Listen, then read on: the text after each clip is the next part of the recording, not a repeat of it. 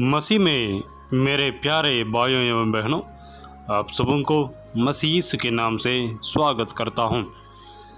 भजन संगीता 78 साम नंबर 78।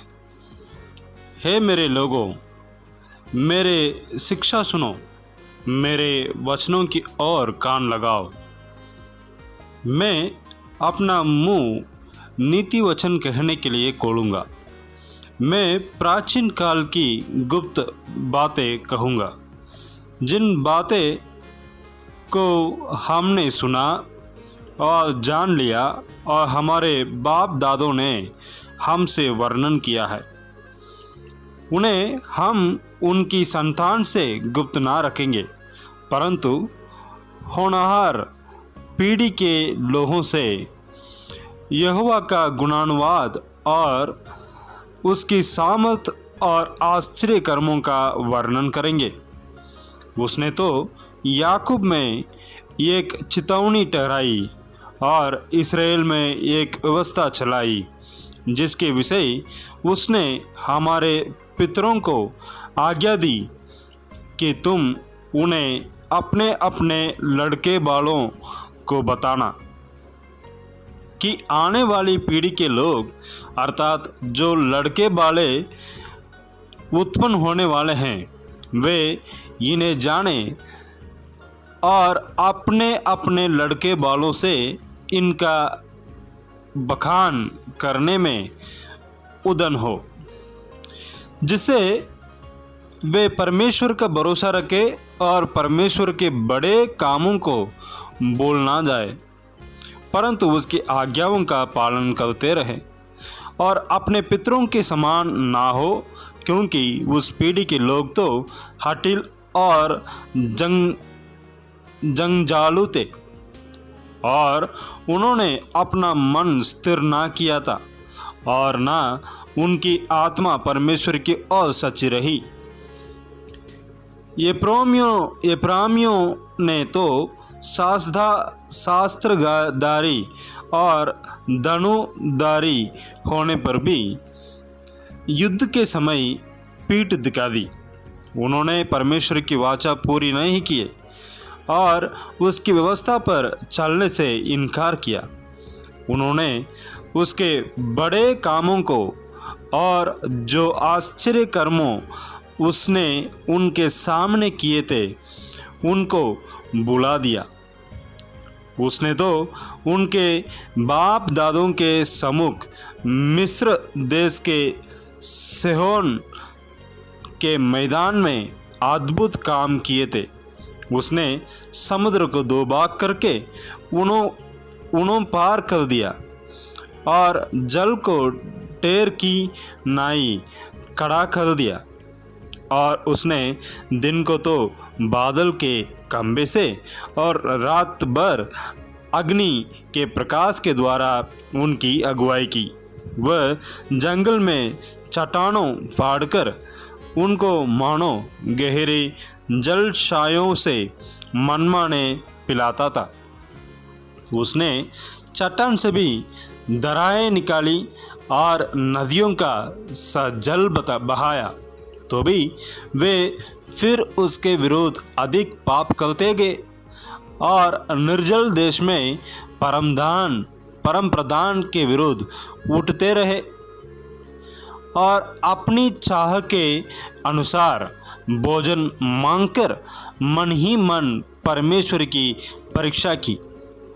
वे परमेश्वर के विरोध बोले और कहने लगे, क्या ईश्वर जंगल में मेज लगा सकता है? उसने चट्टान पर मार के जल बहा तो दिया और दरारें उमड़ चली, परंतु क्या वह रोटी भी दे सकता है? क्या वह अपनी प्रजा के लिए मांस भी तैयार कर सकता? वचन 21। यहोवा सुनकर क्रोध से भर गया।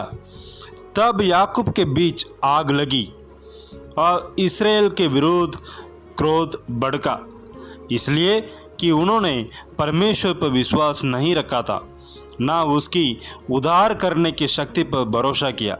तो भी उसने आकाश को आज्ञा दी और स्वर्ग के द्वारों को खोला और उनके लिए खाने को मन्ना बरसाया और उन्हें स्वर्ग का अन्न दिया। उनको शूरवीरों की सी रोटी मिली। उसने उनको मनमाना भोजन दिया। उसने आकाश में पूर्वाई को चलाया और अपनी शक्ति से दक्षिणी बहाई और उनके लिए मांस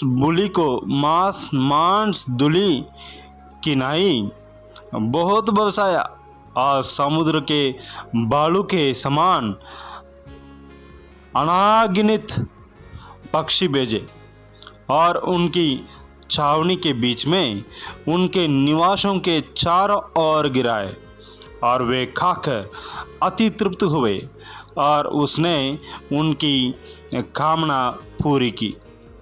उनकी कामना बनी ही रही। उसका भोजन उनके मुँह में था कि परमेश्वर का क्रोध उन पर भड़का और उसने उनके हष्ट पुष्टों को घात किया और इस्राएल के जवानों को गिरा दिया। इतने पर भी वे और अधिक पाप करते गए और परमेश्वर के आश्चर्य कर्मों की प्रतीति नहीं की। तब उसने उनके दिनों को व्यर्थ श्रम में और उनके वर्षों को घबराहट में कटवाया। जब जब वे उन्हें घात करने लगता तब वे उसको पूछते थे और फिरकर ईश्वर को यत्न से खोजते थे और उनको स्मरण होता था कि परमेश्वर हमारी चट्टान है और परम प्रधान परमेश्वर हमारा छुड़ाने वाला है। तो भी उन्होंने उससे चापलूसी की और वे उससे झूठ बोला, क्योंकि उनका हृदय उसकी ओर दृढ़ ना था, ना वे उसकी वाचा के विषय सच्चे थे। परंतु वह जो दयालु है वह अधर्म को टापता और नाश नहीं करता। वह बार बार अपने क्रोध को ठंडा करता है और अपनी जलजलाहट को पूरी रीति से भड़कने नहीं देता। उसके स्मरण हुआ कि ये नाशमान है, ये वायु के समान है जो चली जाती और लौट नहीं आती। उन्होंने कितनी ही बार जंगल में उससे बलवा किया और निर्जल देश में उसको उदास किया। 41 वे बार बार परमेश्वर की परीक्षा करते थे और इस्राएल के पवित्र को क्रोधित करते थे। उन्होंने ना तो उसका भुजबल स्मरण किया, ना वह दिन जब उसने उनको द्रोही के वश से छुड़ाया था, कि उसने क्यों कर अपने चिन्ह मिस्र में और अपने चमत्कार सोहोन में के मैदान में किए थे। उसने तो मिस्रियों की नदियों को लहू बना डाला और वे अपनी नदियों का जल पी ना सके। उसने उनके बीच में डांस भेजे जिन्होंने उन्हें काट खाया और मेंढक भी भेजे जिन्होंने उनको बिगड़ किया। उसने उनकी भूमि की उपज कीड़ों को और उनकी खेती-बाड़ी टिड्डियों को खिला दी थी। उसने उनकी दाख लताओं को ओलों से और उनके गुलर के पेड़ों को बड़े बड़े पत्थर बरसाकर नाश किया। उसने उनके पशुओं को ओलों से और उनके डेरों को बिजलियों से मिटा दिया। उसने उनके ऊपर अपना प्रचंड क्रोध रोष भड़काया और उन्हें संकट में डाला और दुखदाई दूतों का दल भेजा। उसने अपने क्रोध का मार्ग खोला और उनके प्राणों को मृत्यु से ना बचाया, परंतु उनको मरी के वश में कर दिया।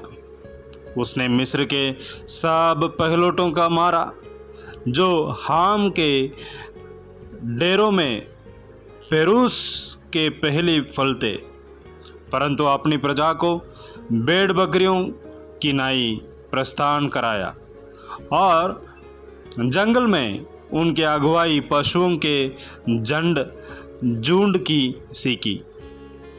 तब वे उसके चलाने से बेखटके चले और उनको कुछ भय नहीं हुआ, परंतु उनके शत्रु समुद्र में डूब गए।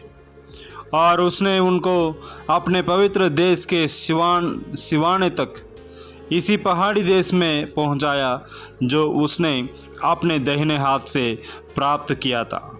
उसने उनको उनके सामने से अन्य जातियों को भगा दिया और उनकी भूमि को डोरी से माप कर बांट दिया और इस्राएल के गोत्रों को उनके डेरों में बसाया।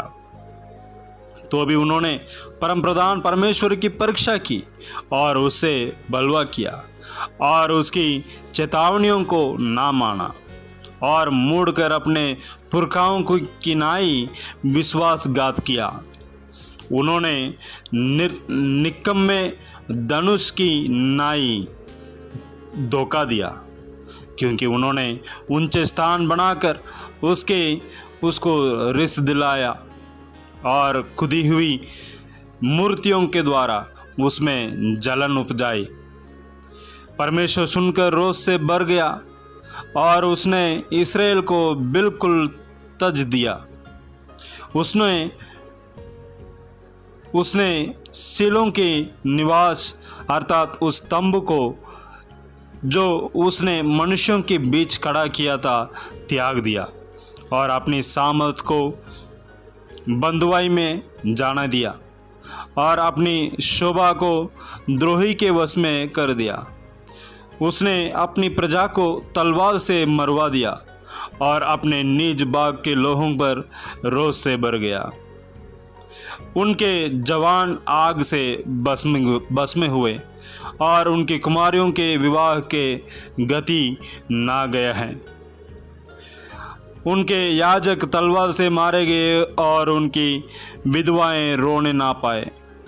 तब प्रभु मानो नींद से चौंक उठा और ऐसे वीर के समान उठा जो दाक मधु पीकर लकालता हो, और उसने अपने द्रोहियों को मारकर पीछे हटा दिया और उनकी सदा की नामधराई कराई।